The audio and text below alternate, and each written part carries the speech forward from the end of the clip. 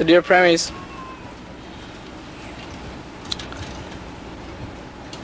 just for us, it's another chance to just come together and open up to the experience of satsang. There's a lot of initiators that get up and give satsang. And they talk basically about one thing, our effort. We have to make effort, we have to make effort, we have to make effort. And the thing is, one thing you have to realize, that they're not speaking from a stand. They're not speaking from a place where they have already themselves made a lot of effort. They still have to make effort too. They're not the perfectly realized souls they appear to be.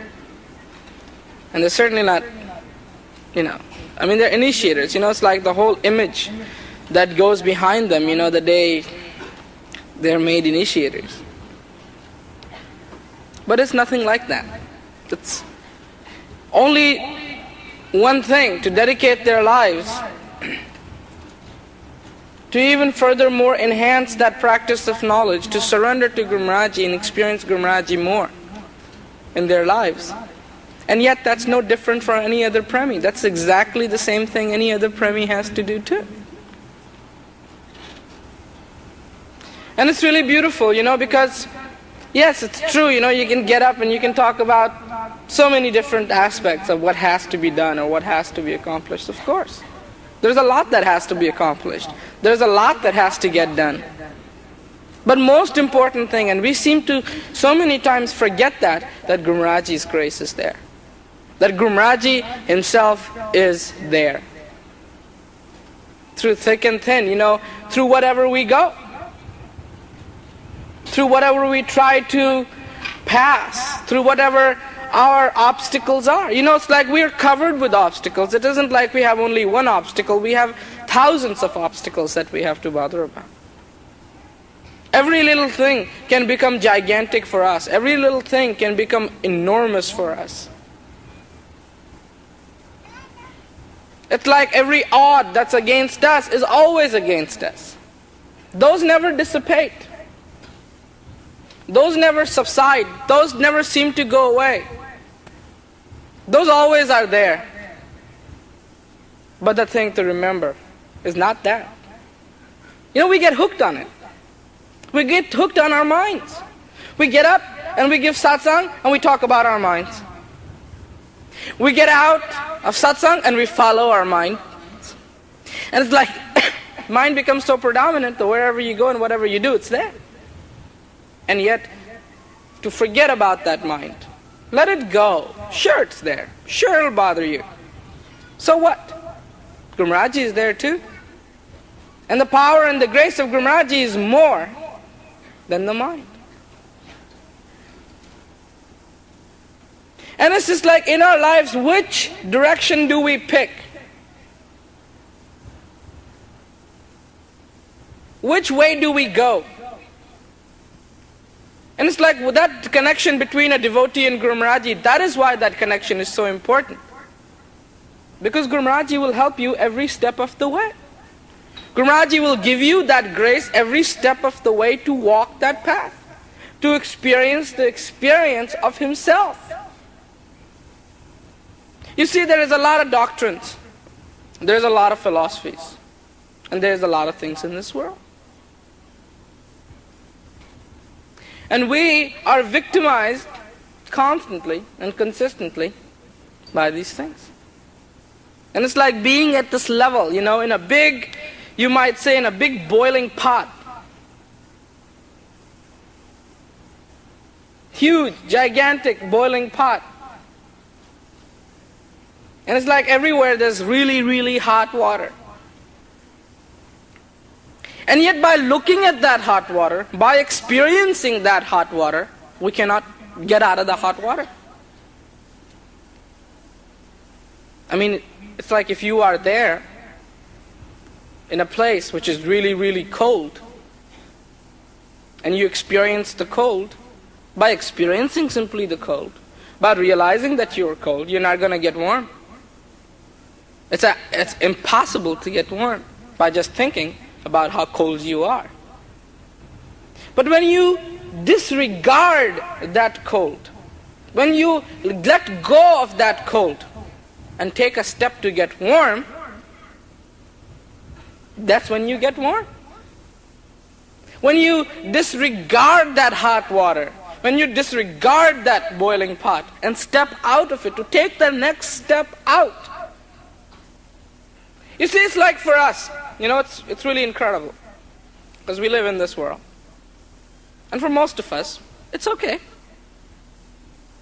It's like these initiators get up and give satsang, about how horrible this world is sometimes, how miserable this world is. And for them even, at a stage, this world was fine. They were living, it's like they weren't, it's not like everybody sitting here was one or the other time thinking of committing suicide. That's not true. We were living and we were going to keep living, and it's just like, that was it. And Guru Maharaj came in our life. Incredible stories how people come to realize knowledge, Sometimes it's one look, and that's it. Just one satsang, and that's it. Sometimes it's just, it's destined. It's the divine providence for our life. And it happens, and it clicks, And it's incredible, it's beautiful. And then we receive knowledge. And it's like, for that little bug that always lives in cow dung, what does he know about anything else in this world? His life, that little bug's life, is born in the cow dung. And all he does for all his life is be in the cow dung. It's like this. The caterpillar never knows what it feels like to be a butterfly. And butterfly never knows what it feels like to be a caterpillar. It's incredible.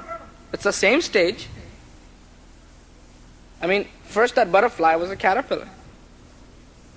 But when it was a caterpillar, it couldn't fly. And it doesn't know what a butterfly feels like when it flies. But it goes into its cocoon. And from there, a complete transformation happens of looks, of habits, of everything. And it emerges as a beautiful butterfly. But when it has become a butterfly, it doesn't crawl anymore, it flies. Because that next experience happens to it. And it's like, for most of us, we were the caterpillars. And we would have been for the rest of our lives. You see, it is not necessary that every caterpillar is going to become a butterfly. That's the way it is. Every caterpillar is not going to become a butterfly. Why? Maybe somebody will squash that caterpillar. Maybe that caterpillar will die before it ever gets to cocoon. Maybe somebody will come and pick the cocoon up and squash that.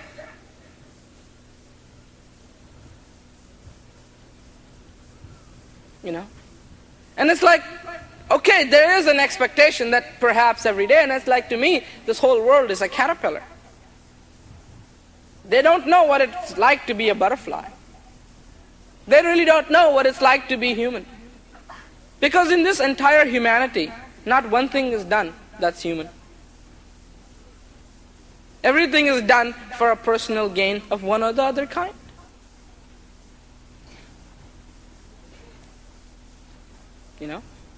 It's like, what is this whole world about? For that matter, what is their experience? What is anybody's experience of this world? There's all these people, these refugees. They decide they don't want to live in China anymore. So they get a little boat and they sail out of there. And they get to all these places. And it's like, no, you can't live here and you can't live there, and here's your food and that's all you can do. And all these technicalities involved in people's lives. And it's like, it's incredible. Who are we? We think that we are some kind of a boss in America. We can hold our jacket like this, and boss around people's lives. Look at the whole diplomatic approach of governing people's lives. There is a sergeant, and this sergeant really grinds it in. The sergeant really grinds it and grinds it and grinds it into people's brain. That, just really running thousands of miles probably, and carrying a lot of load and climbing the ropes and falling into the ditches and ducking and then live fire. And I don't know what the whole process is.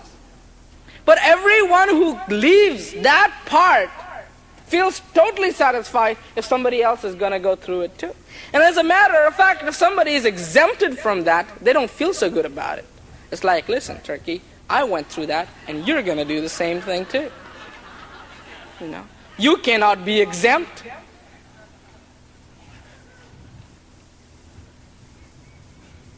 And then, the 4-star general or whatever, and then even bigger and bigger, and then the prime ministers and the presidents of this world, and it's just like, it's outrageous. It's an endless saga. It's not going to go anywhere. Nothing is going to happen to it. And it's very simple, because everybody is in the stage of caterpillar. It's like this. There might be a leader of the pack in the wolves, but he's still a wolf. When all the wolves howl, he's going to howl too. And in this stupid, dumb, blind world, it's just like one blind man trying to lead another blind man. It's just like, that's it. And, in reality, it just reminds me of that one example, is that one day, this one little, fox was running around, and it was really scared, and somehow it got into the town. And there, people just really started throwing rocks at him and everything, and he came back, and the whole package of the jackals was rejecting him, and they were really after him, and they were going to just really kill him. So he just ran from there, he went back home, and it was just like he was going to get it. He was being rejected by the whole, group of foxes. And so it ran, and it ran and ran, and in dark alleys, he fell into this huge tub of dye. And he came out, and he was blue. And as soon as all the foxes saw this blue fox, they got scared. And they started running away from him.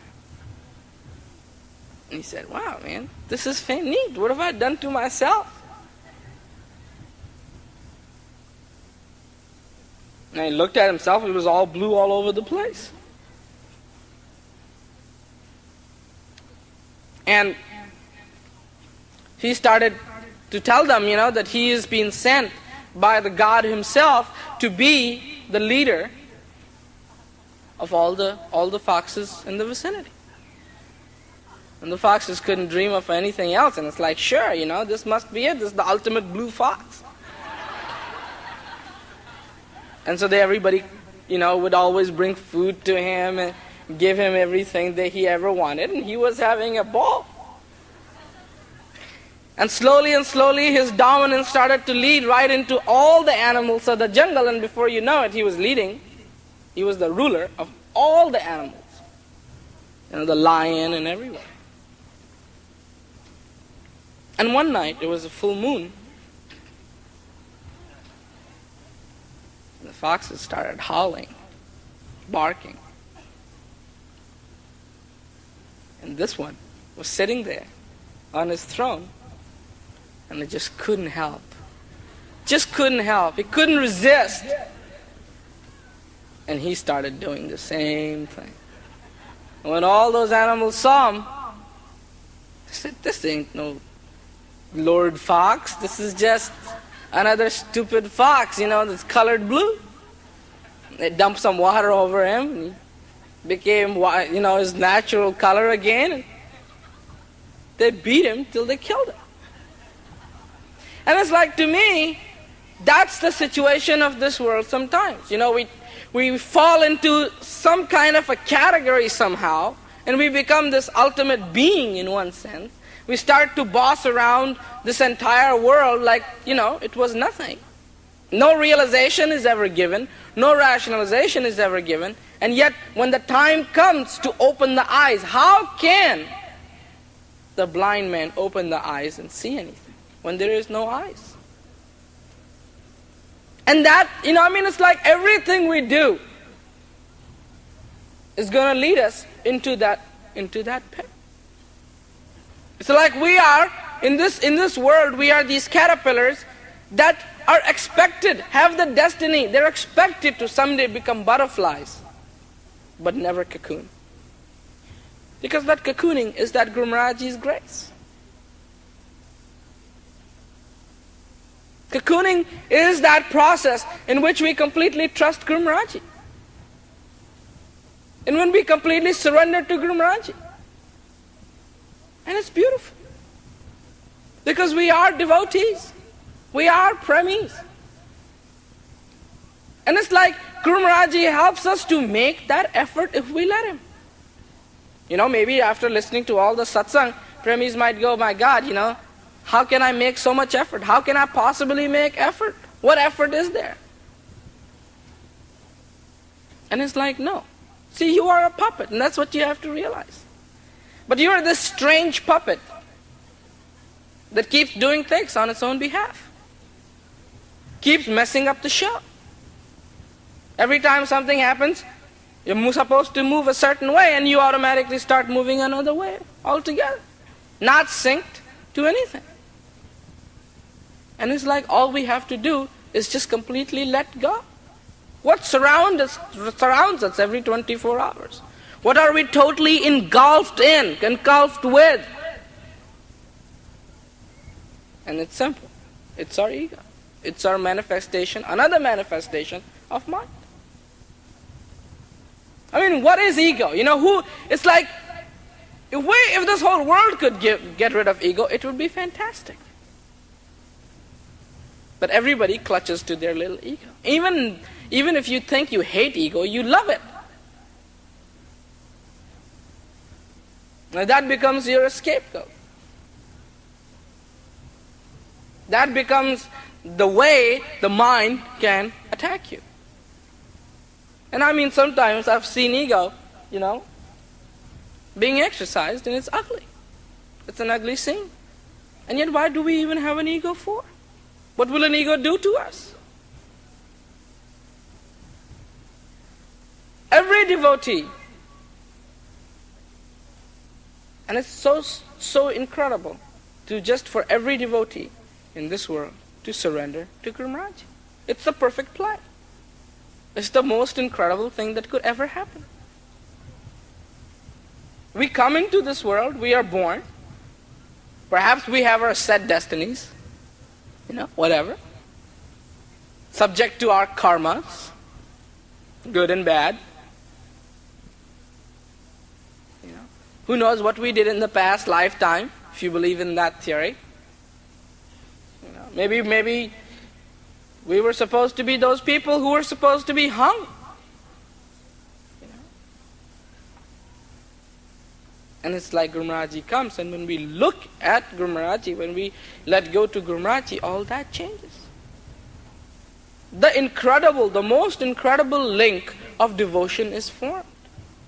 There is nothing more that a devotee can desire. There is nothing more that a devotee can want except Guru Maharaj. Because that's why you are a devotee. That's why you are a premi. Guru Maharaj helps. Guru Maharaj gives you that grace to walk, to talk, to make that effort. And all you have to do is open your heart and accept it. That's mainly our problem. When Guru Maharaj's grace is even knocking at our door, we don't accept it. When Guru Maharaj, it's such an incredible feeling when we just, even for that moment, let go to Guru Maharaj. We hold on to so many things. And every time we hold on, it's just like that example, going in that amusement park once. And I was, Meryl wanted me to come on this strange ride. And I think all those rides are really strange.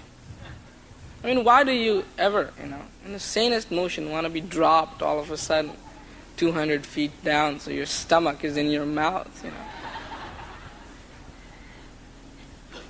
And anyway, I got into this little little semi-aeroplane, I guess. And it started to go around and around and around, and you could really feel the centrifugal force, And I thought this little unit was just going to detach. And I was going to be flung right across the whole amusement park. And so I held on. I held on really, really tight. And it's like, at that moment, I could have reasoned with myself. It's like, look, if this whole unit is going to detach, what makes me think that this bar will still stay at the same place? So I can hold on to it. This whole unit will go, but I'll still be there. That whole thing is going to fly out, I'm going to fly out, and so is the bar going to fly out with it all. And it's like, already I had made the terrible mistake of getting inside of it. That was all done and finished with. And it was like, there was no way I could jump out of it, even if I wanted to. That's the one way I could have gotten it hurt. One time in Disneyland ride, in Los Angeles, and there was this roller coaster, and they have this Matterhorn roller coaster, and what happens is like, it's a perfect story of this world, really. You get inside there, and there's all these people. You get inside these little cars, and it all sounds great, and all sounds fun. Then you get up, and it goes very slowly, and slowly, and slowly, and slowly, and slowly. It goes up, and up, and up. And it's like the ceiling keeps coming down, and down, and down. And I was going with this Indian Premi, and all of a sudden he got up. He wanted to get out of there. He didn't want that. And I said, sit down. You're going to hurt yourself.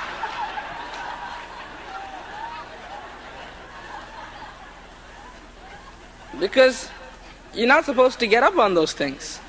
If you get up on those things and that thing starts to go down, you're just going to be flung out of there. And the same way, for me, in that little airplane, sitting there, all holding as tight as I could because I didn't want to get hurt. And it's like, first thing I should have done, if that's what I wanted, is not even sit on it.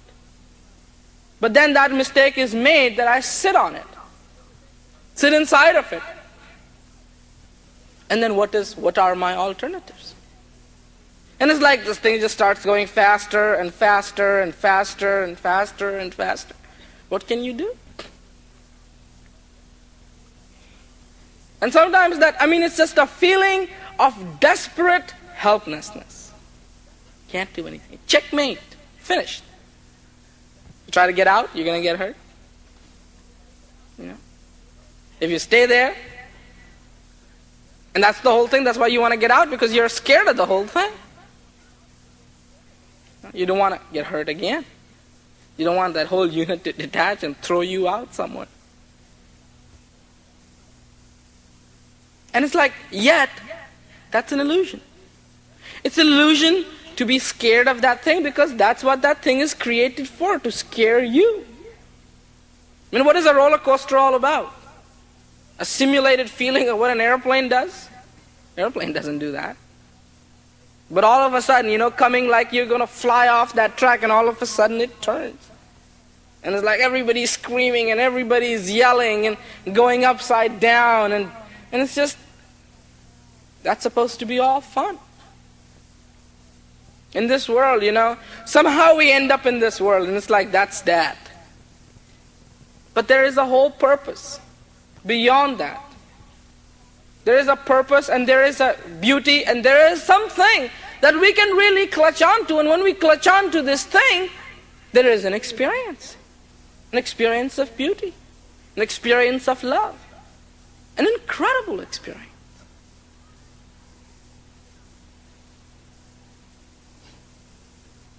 And when we clutch onto this world, there is no experience.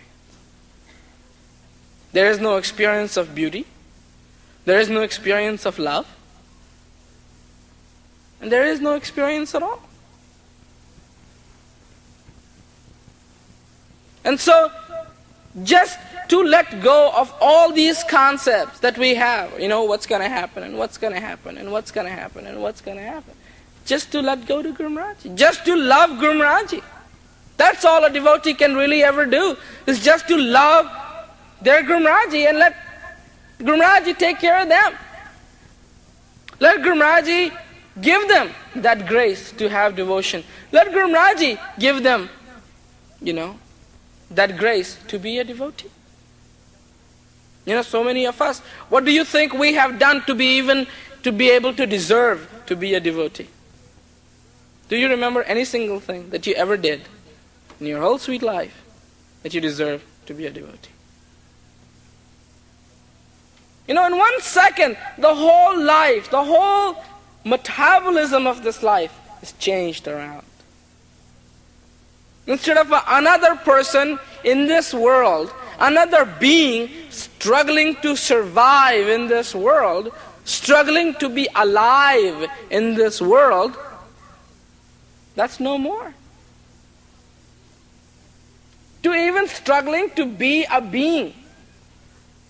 No. Just to become a devotee. Then all of a sudden everything looks incredible. Everything looks beautiful. Everything is because everything has a purpose. You are alive and so is everything else. For those people in this world, everything is dead because they're dead. They call themselves alive, but where is their life in them? Life, the most incredible thing. If they really had it in them, they would be enjoying that. The mercy of Gurumraji, the compassion of Gurumraji is incredible, because one grace after another grace after another grace is given to us. One grace that we are here. Gurumraji's grace. Another grace that we can become premis. And another grace that we can always stay premis. What does Gurumraji want out of us anyway?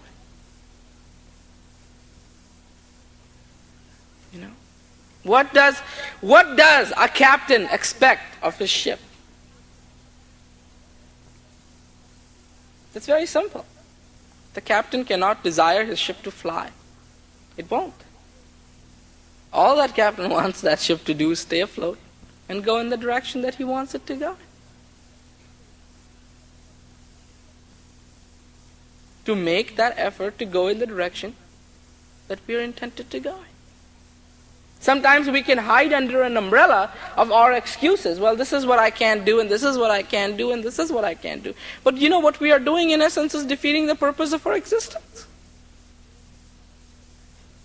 In essence, we are defeating the purpose of our existence. Because everything that it's like Gurumraji bails us out of one pit. And we cannot afford to fall in another one.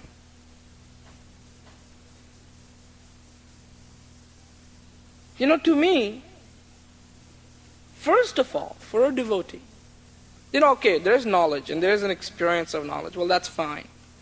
That's okay. Let it be there. The first, most, very, very important thing is Gurumraji. Because for a devotee, Gurumraji is the way out. Gurumraji is the way out from this world. Gurumraji is the way out to that satisfaction. Gurumraji is the way out to that beauty. Gurumraji is the way.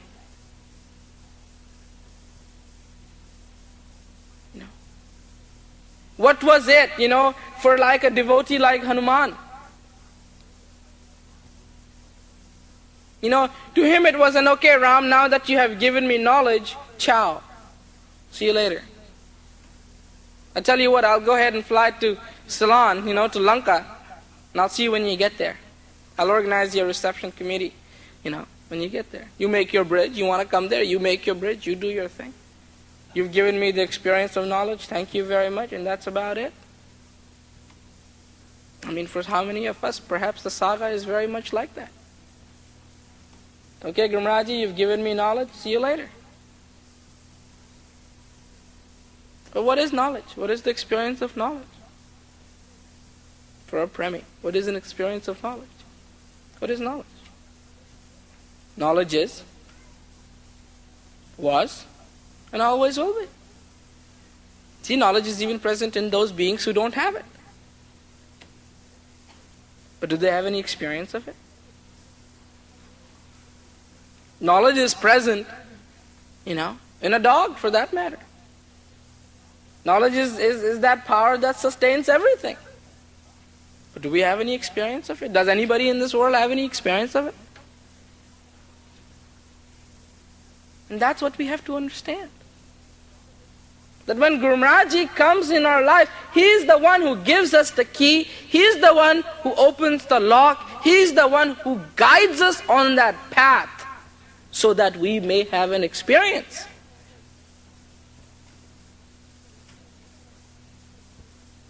You have to understand, sitting under your meditation seats, who is giving you that experience that you have?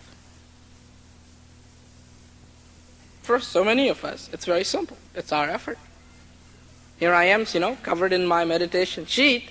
Here I am the one who is inverting myself, going inside to experience knowledge.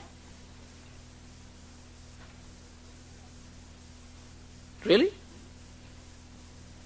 Or isn't it simply a manifestation of Guru Maharaj's grace again in your life? What keeps us alive in this world? You tell me what can't happen to us. To me, I've thought about it so many times. There you are sitting on the toilet, and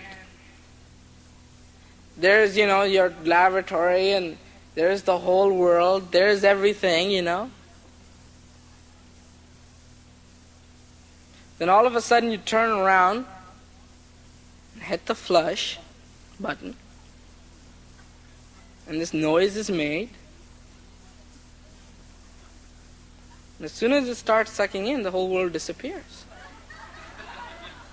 Just disintegrates. Nothing. The wall, the sky, the trees, the trailer, everything disappears. And there is only one thing left. It's you and the toilet seat. That's it.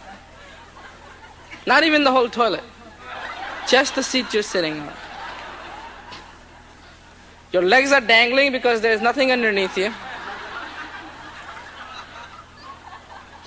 Nothing. Everything gone. And you can look down as far as you can see and there is no end. And you can look up as far as you can see and there is no end. What would happen to us? Probably turn around and try to flush the toilet again, I'd be so scared. So scared. We'd again go, That's it. Because all of a sudden the entire world just disappears. Nothing is, it's hard to imagine it, right? Because you can look that far and all these trees, and blah, blah, blah. And all of a sudden, bang, it's all gone. You can't hear anything, you can't see anything. You can't feel anything. To me, that's possible. That can happen. Without Guru Maharaj's grace, that's the way it is always in our life. This world exists for us, but does it exist for us? This earth is under our feet, but what difference does it make? One day it doesn't matter who we are, what we do, one day, wherever we are, there is that moment, just hiccup or whatever happens, and poof, that's it. There is your body, there's lying there.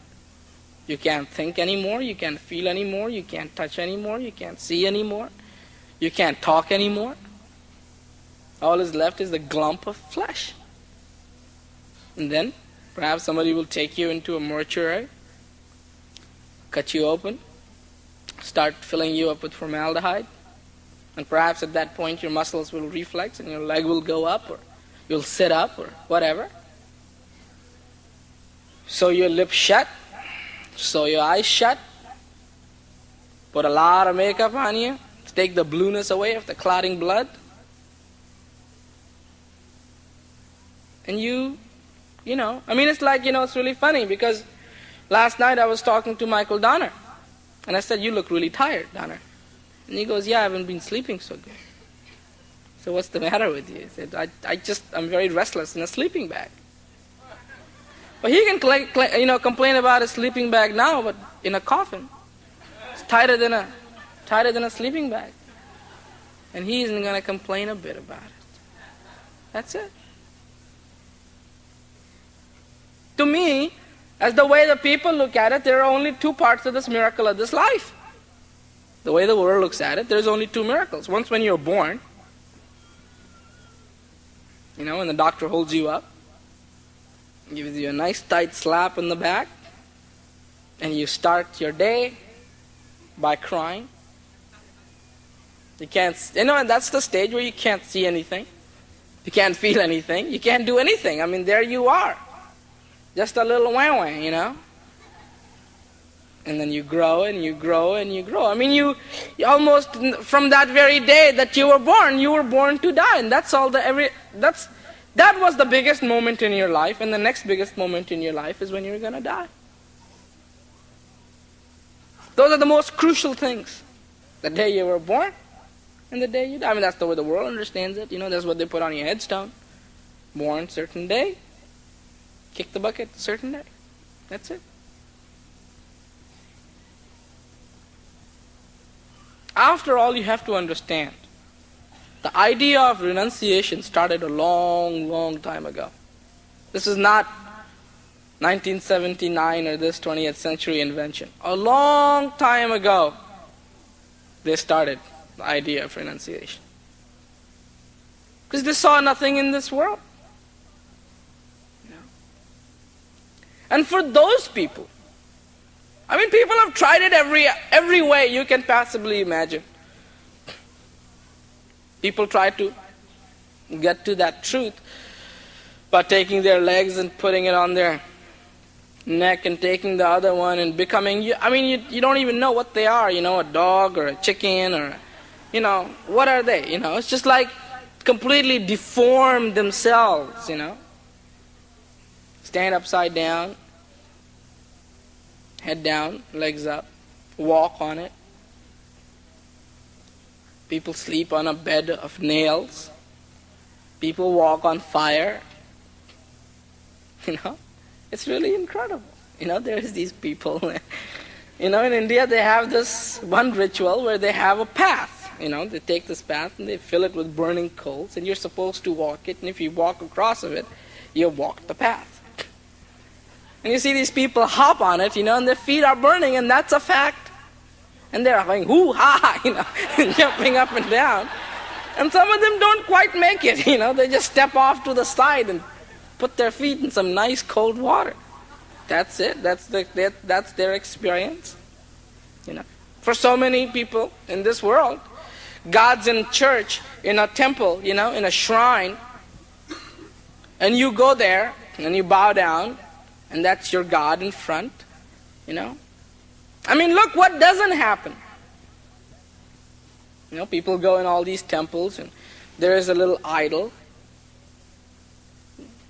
And they bring milk and they take all the milk and put it right over the idol's head. Now can you imagine doing that to a living perfect master, bringing some milk?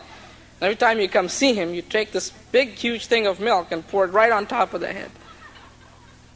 And it's just like we have taken everything in this world, customized it for our needs, customized it for ourselves, and called it the perfection, called it the ultimate way to reach there, ultimate way to get there.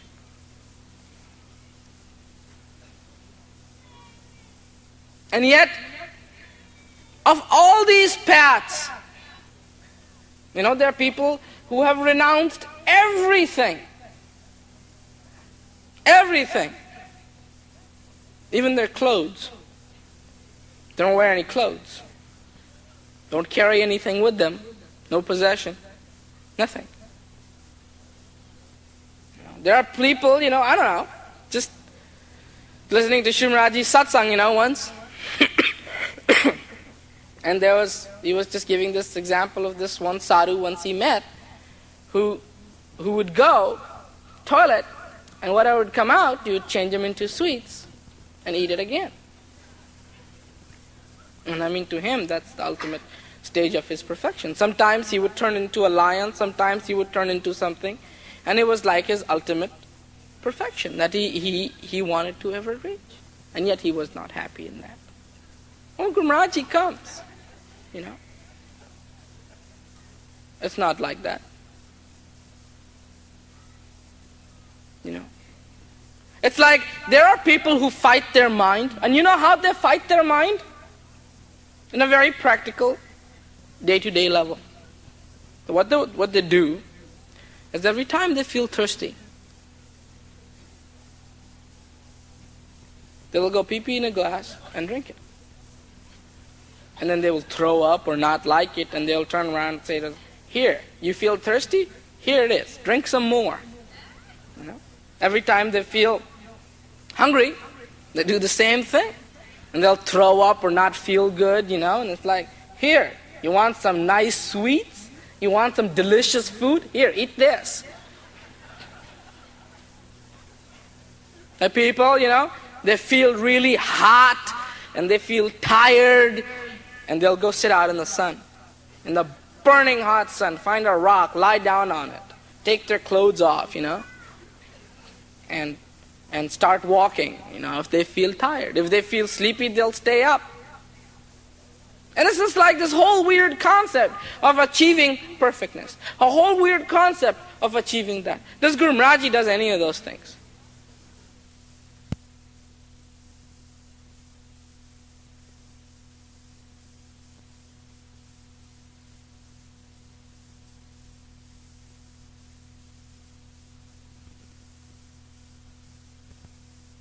And it's just like this whole weird concept of achieving perfectness. A whole weird concept of achieving that. Does Guru Maharaj does any of those things?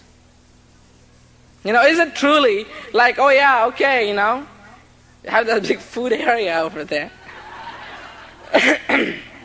You feel hungry, eat this, No, but they're preparing wonderful sandwiches there, and salads, and I don't know, somebody put a Coke machine there. I don't know if there's a Coke machine there, and I didn't see it. But what if there was a Coca-Cola bottle with something else in it? Here, you want Coca-Cola? Have this. Wouldn't that be a wonderful attack on our minds? What is the mind going to have to say about it? All the desires would be gone. In a second, you would be set free, like an arti, That's it, you would have no more desires.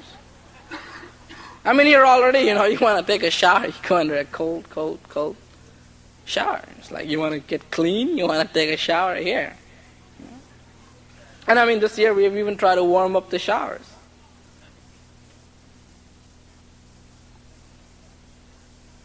But that practice of knowledge that seems so difficult to us, is it in fact not the simplest thing? Guru Maharaj doesn't say don't eat food. You can eat food. What if it was the other way around? What if all the scriptures describe that as being the sign of a devotee? It would be all in a terrible mess.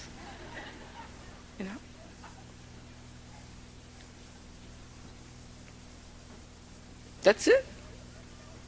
I mean, what if tomorrow I said, okay, all the you initiators, you have to shave off all your hairs, become bald. Then what? I mean, Guru Charanji just barely got all his hairs back that he had been shaving for a long time. And if I tell all these initiators, including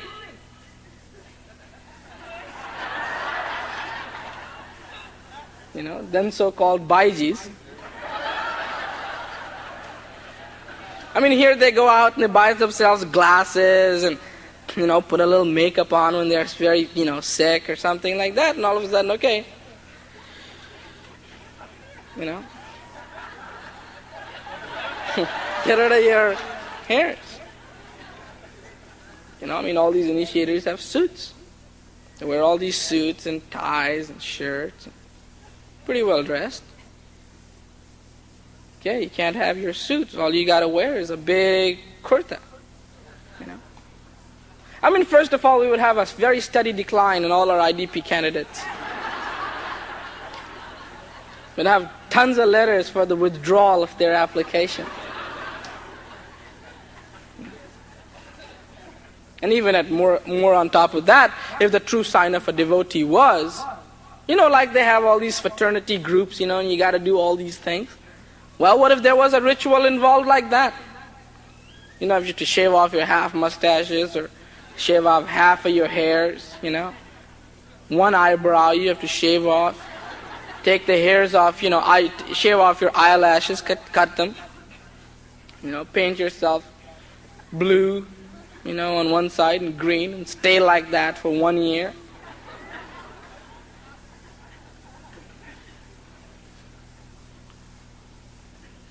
And, every the possible thing you can imagine, just really weird things like that. Then where would we be? Where would our mind be? You have to understand that with the mind, the story is, you give it an inch and it'll take a mile. Everything, even look at it, how simple, in fact, this path is. And that's not the way it used to be. There were, the first thing you had to do if you wanted to receive knowledge is to move into an ashram. What would be the scene then? Just move into an ashram, totally give up everything, surrender, do service every day for years. For years, just do service and service and service and service and service. Never to get to see Guru Maharaji, never to listen to satsang. And just staying in that ashram. Once you had done that, and if at that point Guru Maharaji pleased, would then turn around and say, okay, maybe you can have knowledge.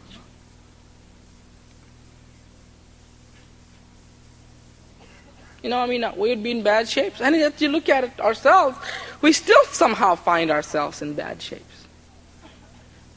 And one of the very simple reasons for finding ourselves in the bad shape is because we don't have faith in Guru Maharaji. If we had faith in Guru Maharaji,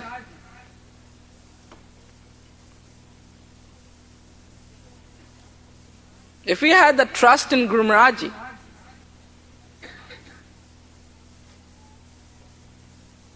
then what can budge us? If we had really the faith in Guru Maharaji, then where would our mind really be? If we really had faith in Guru Maharaji, if we really loved Guru Maharaji,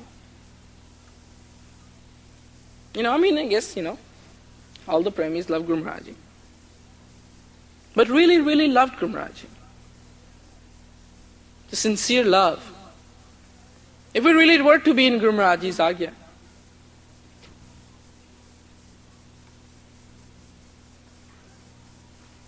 but that's the most wonderful story.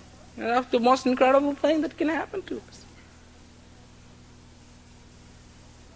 To just let go to Guru Maharaji and let him take us over to where he wants to take us.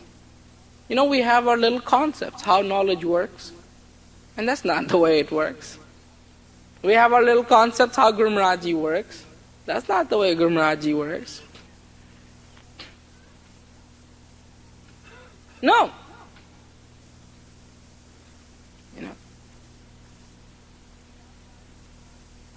A lot of times Shri Maharaji's Guru Maharaji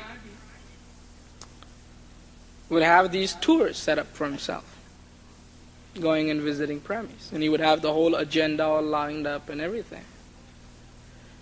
And he would go from one place to another place, and the devotees would be there, and their love would be there, and their inspiration would be there, and he would just stay there for days.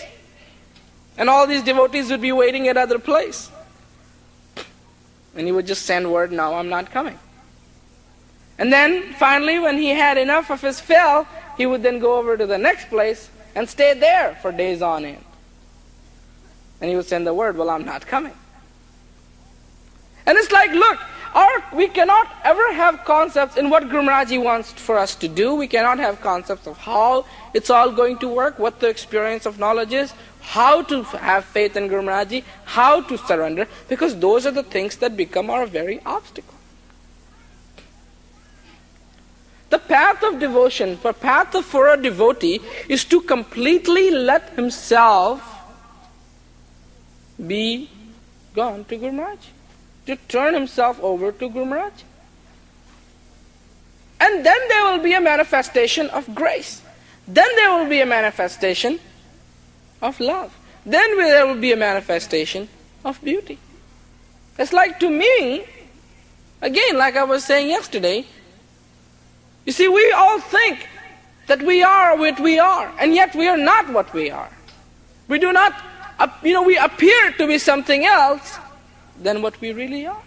And all we are filled with is our imperfections, our shortcomings.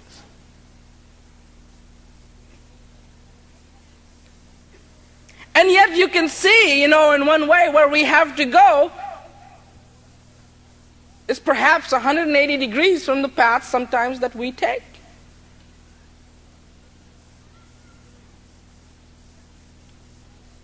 And yet you have to understand a very simple thing, that Guru Maharaj is compassionate. And Guru Maharaj has made that path simple for us. Guru Maharaj has made that path easy for us. By standing next to a train, if you intend to reach your destination, can you? There's the train, and you stand right next to it, and the train is bound to where you want to go, but there you're standing just right next to it. Do you think you'll ever get there where you have to go? Is that possible? No, you have to get inside the train. If you get inside the train, then you will go where the train is going. The same exact way. Just standing as a bystander to this whole thing, this whole love of Guru Maharaj, the grace of Guru Maharaj, that won't get you any experience. Only when you truly become a part of it. Only when you let go and you become a part of it, when you enter that train, then truly and sincerely you can get to where you have to go. Having concepts about how it works isn't the thing. I guess there are premies here who have all sorts of different concepts about how knowledge works.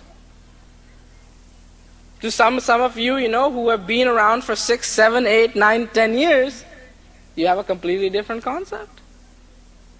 For those who haven't even received knowledge yet, it's a completely different thing. And for those who have just received knowledge, it's a completely different thing. And yet it doesn't make any difference, because your concepts isn't what's going to do it. Having faith in your concept, having trust in your concept, following that, just forget it, pause it all, have faith in Guru Maharaj, have trust in Guru Maharaj, and follow Guru Maharaj, and Guru Maharaj will take you where you have to go. We are like these people, every time we want to take a taxi, we stand in front of it, because we think that the grill of the car is its mouth, and maybe we can say something to it. So every time we see a fast taxi going somewhere, we stick our head out to try to tell it to please stop. That's not the way it works. You get hit by it. It's like that one joke, How do you tell happy, crazy people? How do you tell a happy, crazy motorcyclist? And it's like by the teeth bugs between its teeth. And this happy, crazy motorcyclist goes, just smiles. I don't know what for, because at that point you should keep your mouth shut. And when it smiles, all the bugs get caught in between the teeth. Isn't that our case? You know, you can tell us by having all the concepts sticking out of your ears, all the concepts sticking out of our noses, concepts sticking out of everywhere, concepts about everything else. For so many people, it's like there's this whole Hans Jayanthi site.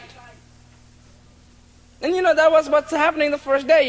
Julian got up and so many initiated got up and talked about this whole Hans Jayanthi site. To me, this place doesn't even exist. It's every individual premi is the only people who exist. That's it. Because that's the most important thing. It isn't this doesn't signify anything to me at all. This is not a nightmare for me. I have to admit that, Julian. It's not a nightmare for me. To me, it's incredibly beautiful. Because I've driven around in Miami, and I've driven around in Los Angeles, and I've driven around here, and there is a vast difference. And because there is that love. But I cannot, for the benefit of anybody, take this whole place as a big square piece of section and say, okay, now I'm going to give satsang to this whole place. No, satsang is still to every individual who's sitting here. Guru Maharaj's love doesn't pour out as a mass. Guru Maharaj's love is not like these speakers, just sprayed on everybody. But to every individual. Because every individual has that choice, has that option to reject Guru Maharaj's love. But also the most important, to accept Guru Maharaj's love. The path of devotion isn't sophisticated by any means. It's simple. It's simpler than simple. It's easy. Because Guru Maharaj is the road, Guru Maharaj is the vehicle, Guru Maharaj is the engine, Guru Maharaj is that power. All you have to do is launch yourself to Guru Maharaj, and that's it. And Guru Maharaj will take you to that destination. How simple can you get? But look at it. That's the fact. That's the fact, that if we attach ourselves to Guru Maharaj, then Guru Maharaj will take us. If our faith and trust is in Guru Maharaj, then Guru Maharaj will take us. But what do we have our faith and trust in? Is every moment really alive with Guru Maharaj in our lives? No. Our faith and trust goes in every little thing that we do. Perhaps even if it's driving the car, then our faith and trust is in that car, not in Guru Maharaj. You're driving, or you're walking along, your faith and trust is somewhere else, not in Guru Maharaj. Your understanding and thought is somewhere else, not in Guru Maharaj. Not in this knowledge. You are submerged, true, but with something else. You are submerged in that mind, in that ego, not in Guru Maharaj. It's simple. It's very, very simple. It has been. Just got to take the plug from one place where it's been for such a long time, pull it out, unplug it, and plug it into Guru Maharaj. That's it. That's how simple it is.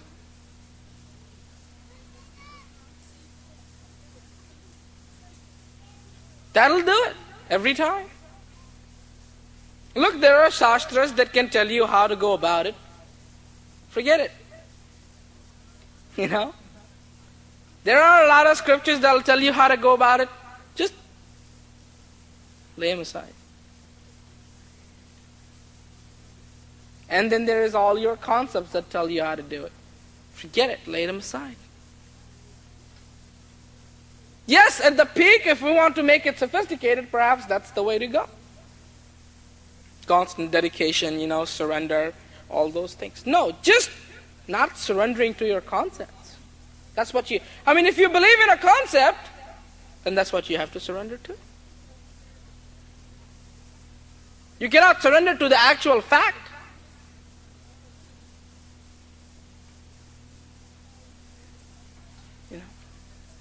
It's sometimes if an initiator gets up and starts to give satsang, and it's like, yes, we want to believe what he's saying. Sometimes instead of believing what he's saying, we start to believe in him. And when we start to believe in the initiator, what good is that going to do us?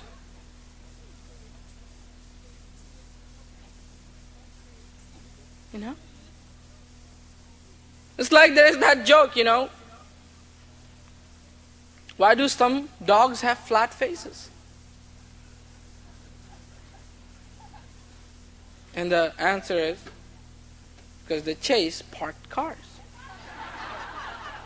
And sometimes I feel that's the story that applies to every one of us. We start to believe in the initiator. What's the initiator? It's a parked car. We're going to get a flat face. That initiator isn't going up anywhere. If he tries, he will. If he doesn't try, he won't. And it's like, okay, there's all this satsang that comes out, but to me, that satsang is only satsang if it is satsang. Otherwise, it's all a philosophy. It's a lot of good words put together.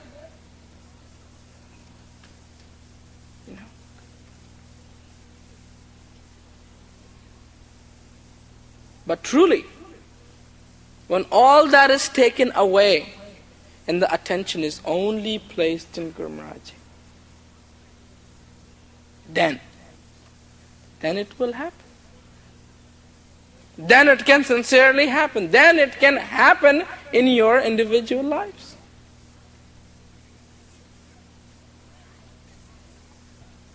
It's like sitting in front and looking at this whole stage, and every time it comes to Guru Maharaj, you close your eyes, pass on, and look at something else.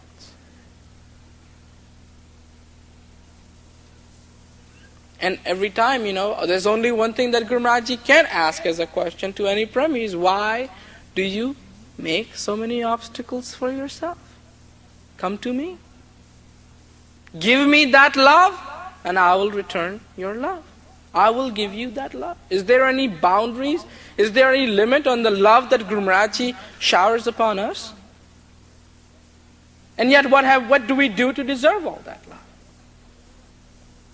It's not sympathy, that Guru Maharaj gives us. How can Guru Maharaj even have sympathy on us? Because there are the two options. Come in Guru Maharaj's grace, and it's wonderful. Stay out in this world, and it's miserable.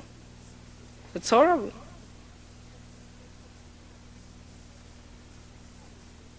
And so it's like, it's not a matter of even sympathy. Guru Maharaj has so much to give every one of us as Premis.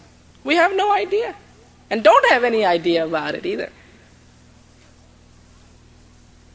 But where Guru Maharaj's world is, do we know where Guru Maharaj's world is? This isn't Guru Maharaj's world.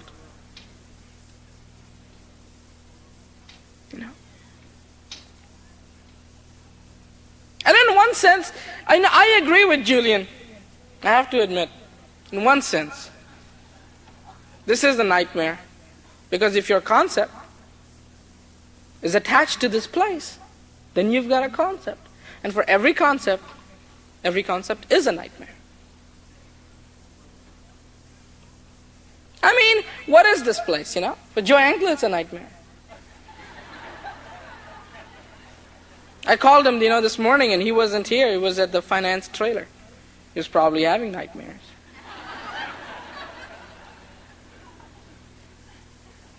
For Jim Vuko, this place is probably a nightmare.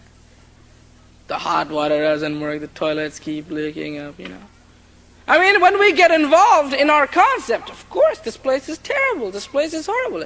It isn't worth beans. It's lowland, it's full of marsh, Next year, we won't have water. If we try to hold, the guy who owns the land, who's got the well, doesn't want to, give us water rights. And it's like, what is going to happen next year? Maybe by Guru Maharajji's grace, all our effort, maybe we'll have a place. There is one place that some premis found, It's out over Cuba. I know.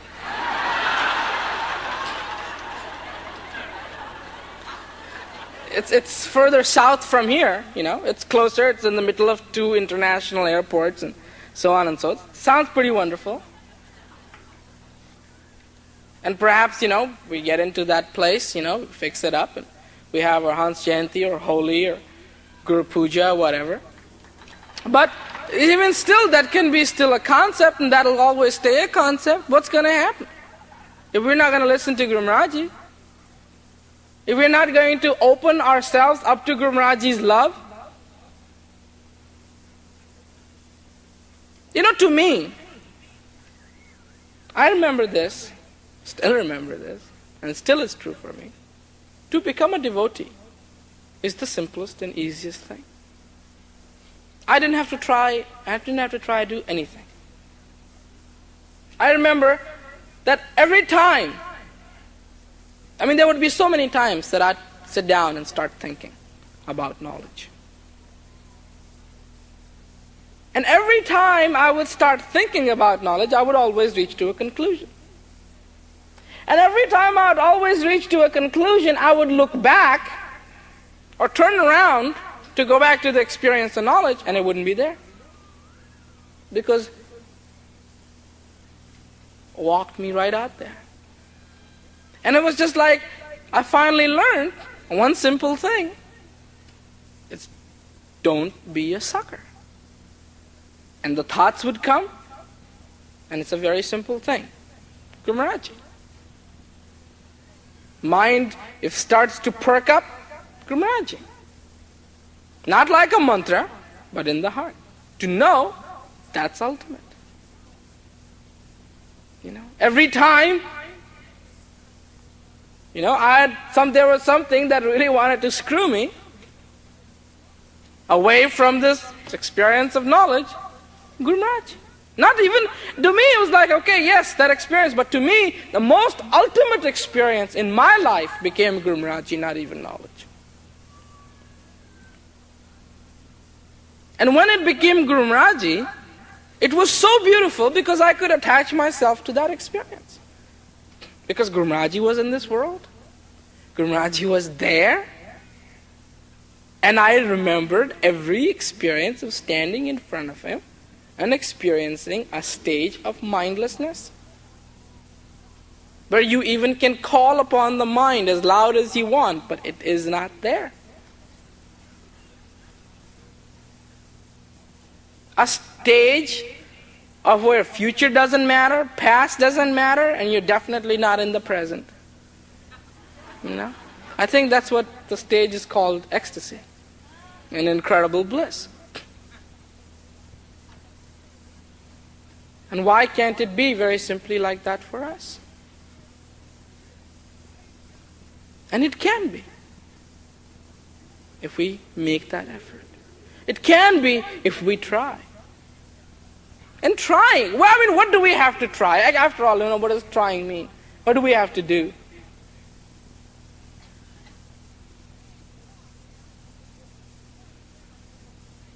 And it's like just to let go of our ideas, our fancy, highfalutin ideas, of what everything has to happen or what everything is all about. And we have to just stop becoming our own masters. We have to stop becoming our own gurus. And then it's beautiful. There's no bothers, there's no worries, there is no problems. Problems come, and as they come, they go. They don't stay there. You know? Most of all, what is Gurumraji, which is constant, becomes even more constant. The experience keeps growing on and on and on. And more that experience grows, more the experience of knowledge becomes alive. More this life becomes real. And more you start to lose the essence of craziness and submerge in the essence of that beauty, in the essence of Gurumraji. It is definitely a lot simpler. You see, because mind doesn't want us to believe it's simple. Mind wants us to think it's impossible. It can never be done. You know. And I just remember, there was one of the initiators who got up and said, yeah, Gurumraji, it was John Apter. Gurumraji as a foe. The mind. No. Mind isn't Gurumraji's foe. That's not true. Mind has got nothing to do with Gurumraji. It never is there when Gurumraji is there. It never picks a fight with Gurumraji. Mind is your foe, not Gurumraji's. It's the one, you are the sucker that keeps falling for the mind. You are the being that mind really turns over. And that's where a small barrier has to be placed. Let that mind go all the way out and slam the door shut. And that's it. Perhaps that's how simple it is. Or, if you can't do that, leave the room. Gurumraji will find you another one, Leave that room where mind is so much. So present. And you definitely don't have to be involved in saying, well, okay, mind, you are hungry, here it is, eat this. You're thirsty, here it is, drink this. You want to be clean, you jump in a cesspool. You don't have to do any of that. But steer away from that mind towards Gurumraji. And the thing is, the easiest part is, steer away. Sure, steer away. Where? No, you don't even have to steer away. Just steer directly towards Gurumraji. That's all.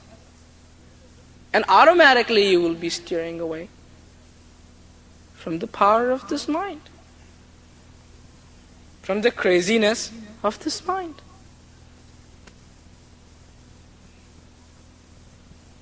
And the agony of the whole thing is, we keep going back and we keep listening to our mind again and again. And the mind keeps telling us, no, no, no. Can't, can't, can't. We cannot make the effort. We do not know what the effort is. We cannot understand what the effort is. We do not understand knowledge.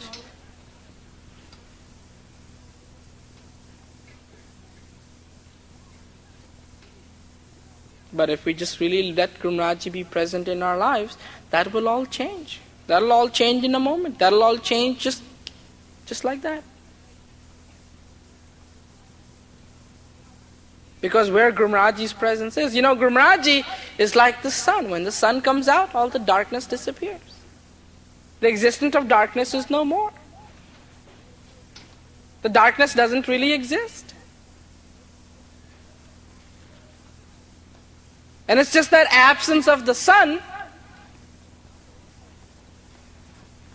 that brings the darkness. Our little problems that we make up, it's like that story is like, somebody went up to the sun and said, darkness always supersedes you. Everywhere you go and you leave, darkness engulfs. Why don't you have it out with the darkness so that darkness will never ever be? And the sun said, what darkness? Show me the darkness and I'll fight it. I don't even know what a darkness is. And that's the same thing with Guru Maharaj. My little problem, and Guru Maharaj says, where is your little problem? And you too try to find your little problem, but it doesn't really exist. Standing in front of Guru Maharaj, if I was to driving around and stopped my Jeep and called any one of you, rolled down my window and said, tell me your problem. What are you going to tell me?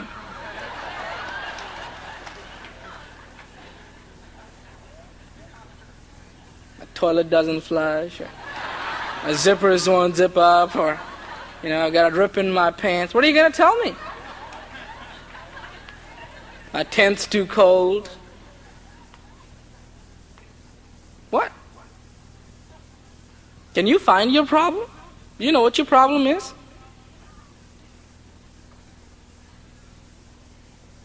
Think about it. You don't have to think about it. Don't ever do that. But anyway, try to explore within yourself. You can find your problem that you're so scared about, so afraid of, won't budge, can't make effort because you have this intense problem.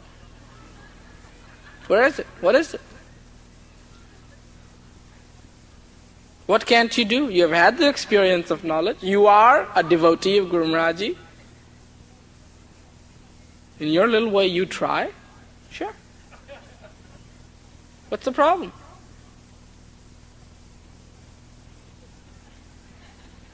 There is no problem. And yet, after I leave the stage, you go back to your tents. All night long, there's going to be a problem. And I can come again tomorrow and ask you what your problem is, and you still won't know what your problem is. And yet, all night long, it'll haunt you. And I bet you right now there's premies sitting here thinking what their problem is. And they can't find their problem. Yes, you may have weaknesses, but weakness isn't your problem. You're only human.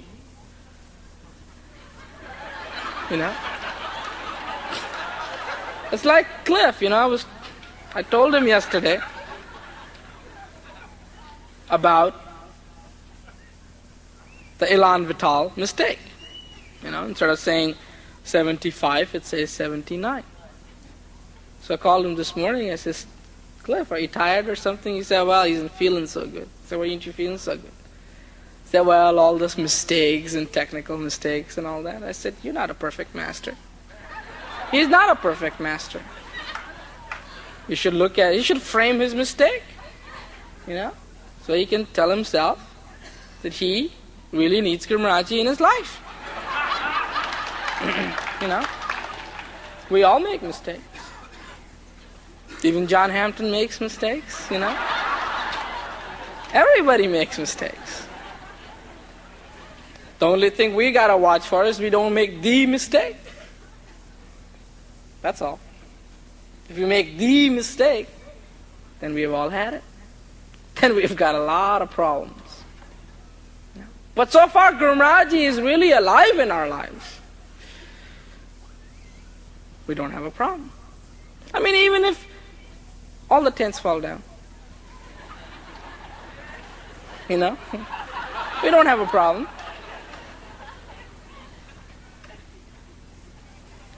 It doesn't matter. It was like, there was this whole hurricane festival that happened here. It was incredible. It was incredible, but it was incredible afterwards. And that's the sad part about it, And it was like, there were all these premies who were supposed to come to Miami, and have it. And this hurricane was heading out. And it's just like so many times that's exactly what happens everyone in our lives. There's this hurricane heading out. And we all, it's like we can't have the program, so everybody rushed over here. We got all the premies over here, built a little stage. There was a little program. I couldn't see one single premie sitting out there, and anyway, it was just beautiful because you could feel the premies. And I went back, and I had my dinner, and I was about ready to go to sleep when it occurred to me, so wait a minute. if that hurricane is going to come to Miami, it's coming this way too. And it'll be, it's already got 100 miles it's 100 miles long, and it'll be nothing for it to hit here anyway. So it's like, if it hits, and it was coming. And that was the consciousness. It was coming. Hurricane, Hurricane David. And it was like the hotels or the tents or this and that. And, all there was, it was all alive. And it was like, then I said, okay, why don't we have darshan tonight? Because if we can have darshan tonight, then all the premis can have darshan and go back home and we can beat the hurricane. And it's like darshan started and it was really beautiful, it was nighttime. It's incredible. Whatever it was worth or for, it was just really beautiful. We had the darshan and went back, and the next morning, sure enough, all the hurricane was just really tearing up. Came through here, raining and messy. And it was just like, I realized that what is the significance of a hurricane? And you can get so involved in the hurricane that completely lose the focus of Guru Maharaji and premis and satsang and darshan. And what possibly can that hurricane do? What possibly can that hurricane do? Nothing. And it was like, you've just got to let go of all that and just remember one thing. And that's just that love of premis to Guru Maharaji and Guru Maharaji's love to premis. And within that, of course, there is everything. Within that, it's complete. Within that, it's all perfect. And that's what we've got to remember. And let's not let this mind come in and tell us what everything is wrong with us. What can be wrong with us? Mind comes and tells us, oh, how unlucky you are. No, you're not unlucky. You're the luckiest person in this world. Because you have Guru Maharaj. If a devotee of Guru Maharaj is unlucky, then the whole world is doomed as of right now. Because then who is lucky? The fortunate. Who is fortunate? Only the devotee of Guru Maharaj.